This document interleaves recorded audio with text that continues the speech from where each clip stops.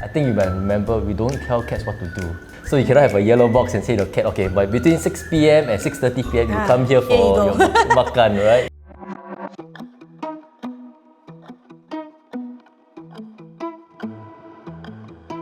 Hi everyone, I'm SMS Tan Kiat Hao from the Ministry of National Development.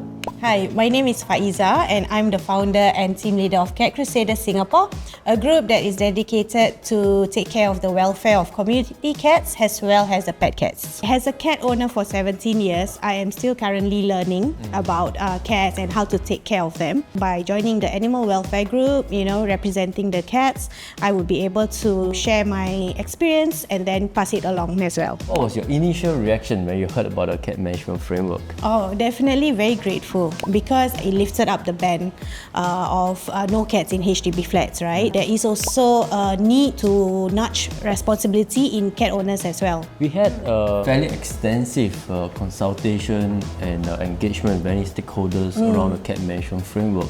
Yeah. And do you participate in some of the focus group conversations? Yes, correct. I was invited to represent the animal welfare group. There was a diversity of stakeholders that is joining as well. We have the caregivers, we have independent rescuers, fosterers as well in that discussion.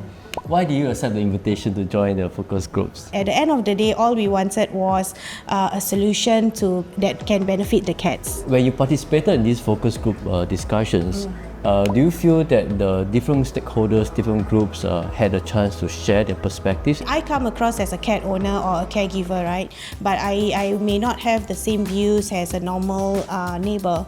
So, when hearing their opinions of this, then you will be able to see at different angles. And then with this, we can come up with a solution together. So one of the idea was actually to have a dedicated area for community cat to be fed. That particular suggestion actually came from neighbours who says that every block should have like a yellow box so that the cats can be there to be fed. But as a caregiver, we know the difficulty to call the cats into the yellow box. I think you might remember we don't tell cats what to do. So you cannot have a yellow box and say to the cat, okay, but between 6 p.m. and 6:30 p.m. you come here for your makan, right? Yes, correct. Instead of doing a yellow box, we should be educating and nudging the caregivers to be more responsible. Well, it sounded that the focus group conversations were very rich. People, different groups sharing their perspectives, understanding where each other is coming from. How do you get the views from your members and how do you share those views at the focus group conversations? As a team leader, I will ask my teammates okay, what kind of policies do you think that they should start off with? So at that time, it was mandatory sterilization. We rescue some of the cats and we know that if there isn't mandatory sterilization, it will lead to a lot of abandonment. As I mentioned earlier, it was very extensive engagement. Yes. We have online surveys, then we had a first round of consultation, and we actually distilled down to some of the policies and programs that we onboarded based on the feedback. And we had another round of discussion how to implement some of these things. Correct, yeah. So you saw the evolution of the cat management framework. Yes.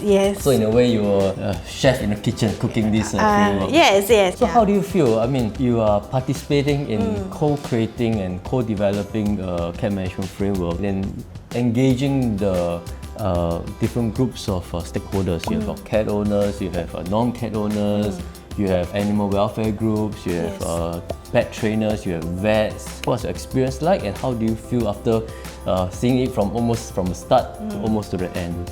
Honestly, I feel that a lot of work have to be done when the government wants to make that policy or that framework.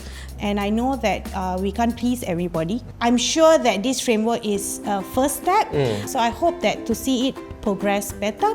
So it's really a part of the approach we want in government to co-development of policies and programs with different stakeholders. So we also work together with many animal welfare groups and participating vets to have a subsidized support for sterilization of cats, especially community cats for needy families and low-income families. So these are things that we onboarded. This is something that we have to adapt along the way, evolve it.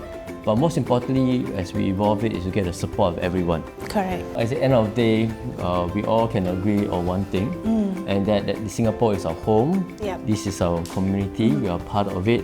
Yes. And because we take pride in that, we want to be part of the process into making Singapore a better place for everyone. So one last question for you. Why do you think such citizen-government partnership platforms are important? Because we have the ground sensing. For example, regarding the cats, right? The community caregivers, they are the one who will be able to advise you what are the issues that we are facing in this estate. Citizens have to be given this opportunity to work with the government.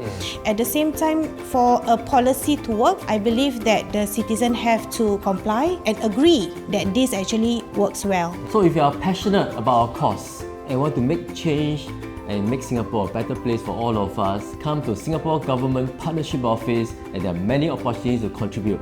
Yes, that's right, SMS Tan. Let's lean forward. Like Faezah.